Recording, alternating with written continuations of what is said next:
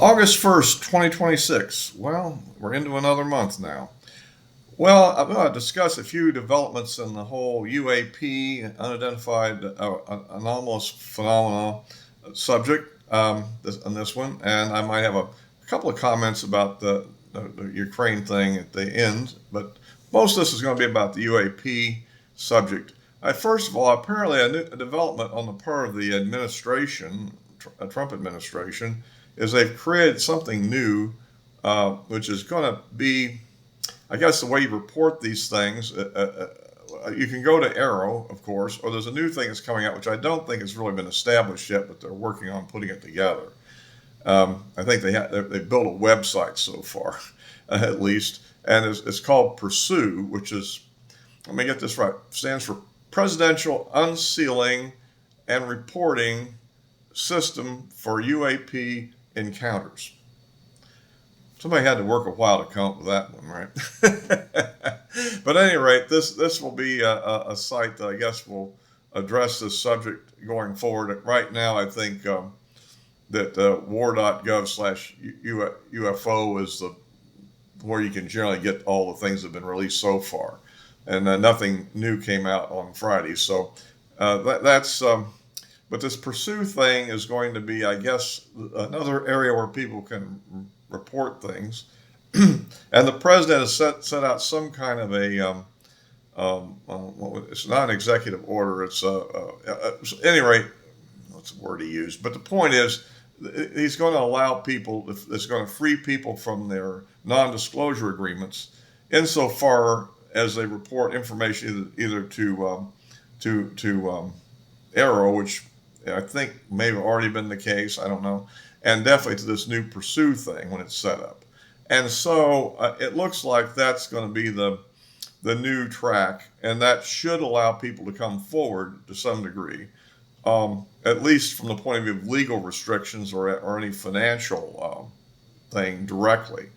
Of course, that doesn't necessarily mean that they won't get blackballed by the people they work for or the whole security establishment, which it sort of has its own way of looking at things, right? And so I don't know, and of course, a lot of people are afraid of what we might call illegal action being taken against them if they actually come forward. That's another fear that's out there. How legitimate it is, I don't know. But that one of the whistleblowers came, his brakes were sabotaged and his truck crashed. So that kind of thing. Another one, it reported break-ins into his home, in which they played around with some of his personal items. Didn't steal them; they just kind of laid them out and, I don't know, let them know they were there. So anyway, so that's, but like I said, we'll see how this all goes. But this should open up things potentially. Some of the people are already outspoken, I think, like Dr. Eric Davis. That would seem to give him the green light to do what he does. The problem with this is, of course, it won't be released to the public immediately. It'll be released to Pursue or to the Arrow. And I would presume Pursue can get all the Arrow reports also. I assume, but nobody's stated officially, but I don't see why not. And so, at any rate, that's kind of what's cooking and the kind of the new developments on what the administration's doing. And it sounds like they're trying to put together a team of cleared people who will be able to receive this information and, I presume, then brief ultimately the president on what they found.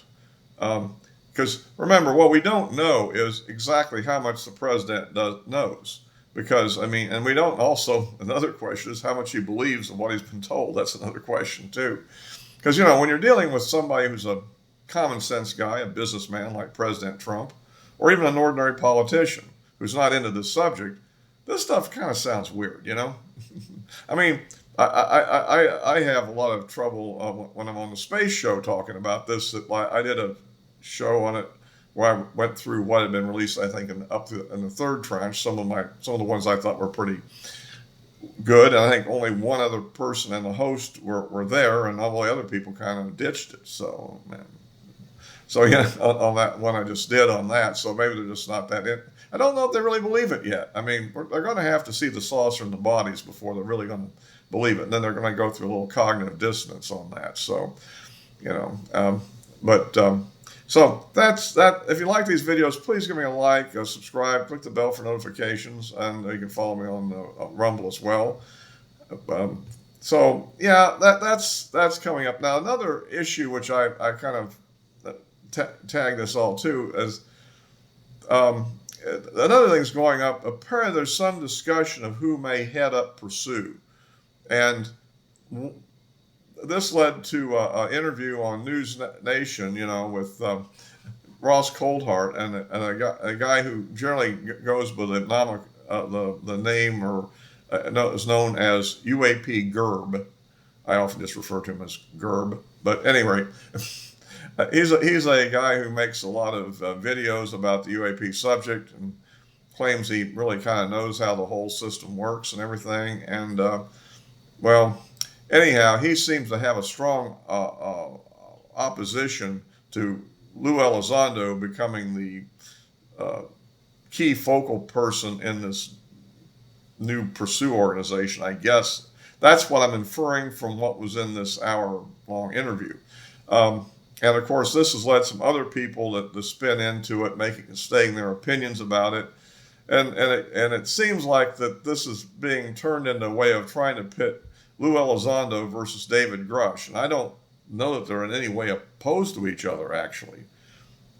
I certainly haven't heard that.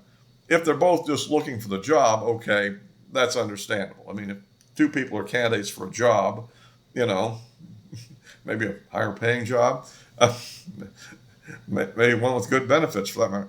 The point is that, that then of course there's a natural competition. But that's not the same thing as thinking one person is detrimental to the other. It's just that if you're competing for a job, you obviously presumably think you're the best candidate, right? I mean, normally, at least that's the position you're going to take. And if somebody else gets it instead, well, you're going to be a little bit, that was a good choice, was it? But at any rate, so that may be what's in play here. I don't know. I don't know whether or not Gurb and David Grush talk to each other. I don't know. We know that Gurb talks to Coldhart, and it sounded to me, Lou Elizondo did about an 8-minute response to this whole thing. It sounds like he doesn't know Gurb that well. I mean, and so that leads us to, I don't know, he claimed that he actually saw him at a conference and that, well, I think it sounded to me like the whole thing kind of has Elizondo a little ticked off. And maybe, what can I say? But the point is that, and the insinuation that Gurb made is somehow putting Lou Elizondo as a focal point might somehow be not the best way to have disclosure in some ways. Although I'm like, why would that be the case? I mean, for instance, publicly, I don't believe, to the best of my knowledge, that Grush has actually stated anything that he wasn't cleared to release through the DOPSA process, the clearing process for people with high security clearances, who are talking about things that somehow impinge on what their work might have been, to publish something, and so which is perfectly good that he got what he got out, and his IG report, presumably got a lot going, hopefully, but whereas Lou, I don't believe, has gone through a DOPSA process, and so he's been sticking to what he thinks he has to stick to for his security clearance and all that. And so this has led to some folderol. I think it's completely nonsense. I think Lou would be a great person for this job, and I think Grush would be a great person for this job. I mean, that was my original thought, was actually Grush, only because he's out there and he's in Washington already, and is working for Burleson, right? So I thought that would be logical. But if they're hiring Lou instead, I think that's a good choice too. I mean, and another guy can work with the Congress. My general attitude is there's still a push on getting this Disclosure Act through, And I'm not as wild about that as I am just the idea of the president investigating it and releasing information, because if you set up a committee of 9 or whatever it's going to be to do this, this is going to turn something like the ARB about the JF Kennedy assassination back in the 90s. It'll go on for years, and there'll be stonewalling by the agencies. The president can have more impact on the agencies, I think, than this board can have. Now, or his immediate report. I think that but that would be approach. The problem the president may have is he may not know who to ask. I mean, it's all well and good, if the president finds the individual and orders him to provide the information to him directly, brings him into the White House, get in the Situation Room, okay, close the door, we're in a skiff now.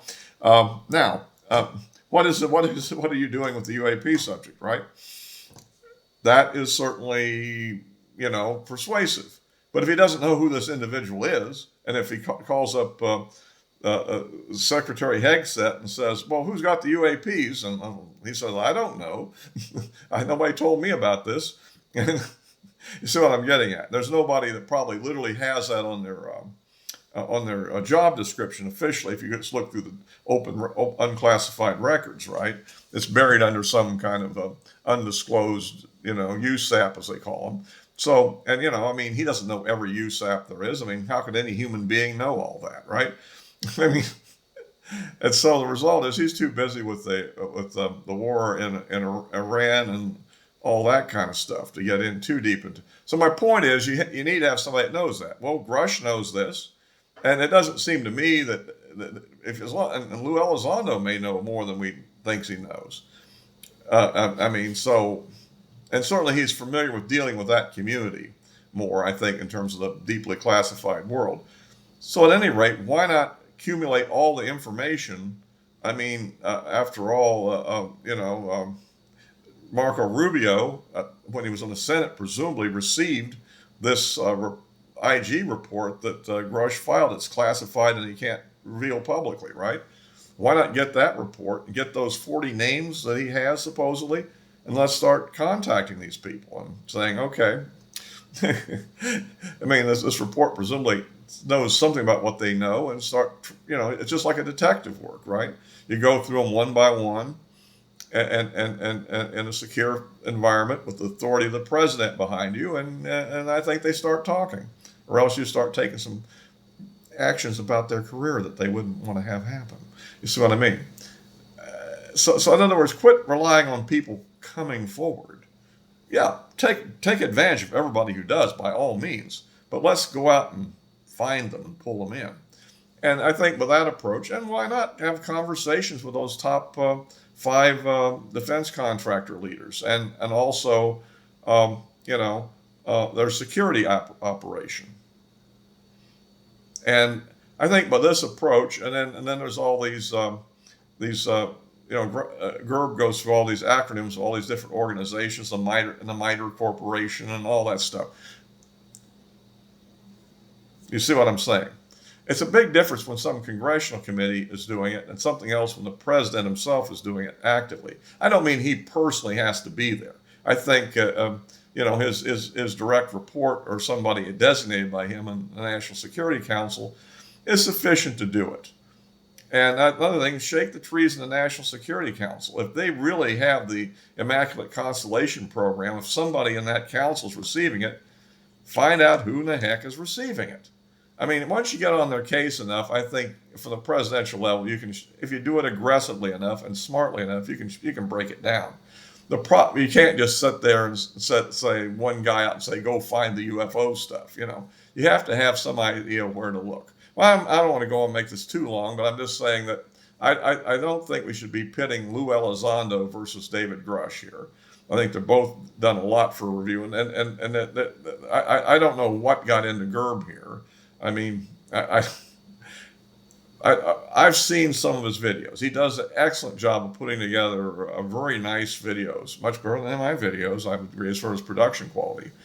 a lot of he's pulling a lot of stuff off of corporate and government websites and putting it together and making essential claims about who might be dealing with the problem and the reverse engineering issue and all that sort of thing. So, that's what he does, a lot of that kind of stuff. They're good presentations. I'm not knocking the guy for what he does there. He does seem rather secretive, and I'm kind of, myself, who the heck are you anyhow? Meaning, I don't mean his name, I don't mean his address or his phone number. I mean, what's his background? I mean, has he ever been in intelligence? Has he been in the aerospace industry? Has he been anywhere close to any of this stuff? I don't know. Or is he just a guy out there like me, so to speak? Well, I've been in the aerospace industry, but I'm just saying I've never been close to a project like this. And if I had been, I probably wouldn't be talking about it here on the YouTube, right? So at any rate, but you get the idea. Anyhow, we need to find out who he is, and let's hope we don't get this into a personal spat.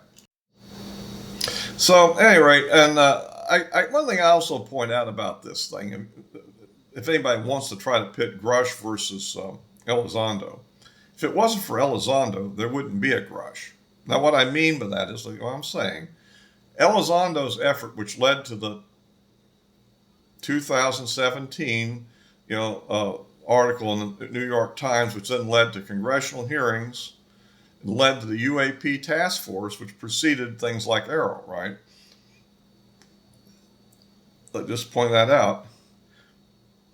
It was only because of the UAP task force that Grush got pulled into it as the representative of the National Geospatial Intelligence Agency, right? That he actually found out about the reality of the subject, and then met these 40 people and whatever, and found out that it was real, and led to his IG report, which led to him coming forward as a whistleblower and led to everything he's done. Without the efforts that Lou Elizondo done earlier, this wouldn't have happened. And remember, Lou Elizondo is the first person that said that he believed that had, some insight, not actual, an actual official, let's say, who actually said he believed that we actually did have recovered materials. So let's quit dissing on Elizondo here, and let's all work together. The last thing we need to do is get into a food fight among our best people out there that are trying to get the information out. Okay, I'll leave that subject for now. Now, one last thing I want to put in here. This will be brief, but I do want to mention that I mentioned in my last rundown of the Russia-Ukraine war that Russia had not struck deep into Ukraine for some time at the time I said that. Well, as of I guess yesterday, they did. They launched a pretty massive attack, including using this KH-101, I think it's cruise missiles, which are kind of it looks like they've actually progressed to having kind of a stealthy design now, as opposed to the rounder ones. And they hit a bunch of targets in western Ukraine. Also, one of them went wild and actually landed in a field in Poland, blew a hole in the field, but didn't hurt anybody or destroy any major property. So that'll create a little controversy. I don't think it's going to lead to any real escalation. It probably was an accident, I assume. But at any rate, so I just want to update you that, yes, they do haven't lost the full capability there, and I guess they're back in that game again. So apparently they were focusing on eastern Ukraine because they really wanted to do something thorough in that area rather than, Oh, well, so that's all for now. As always, I'll be posting this on YouTube and Rumble, and the addresses of my social media accounts are in the description below. So all for this time.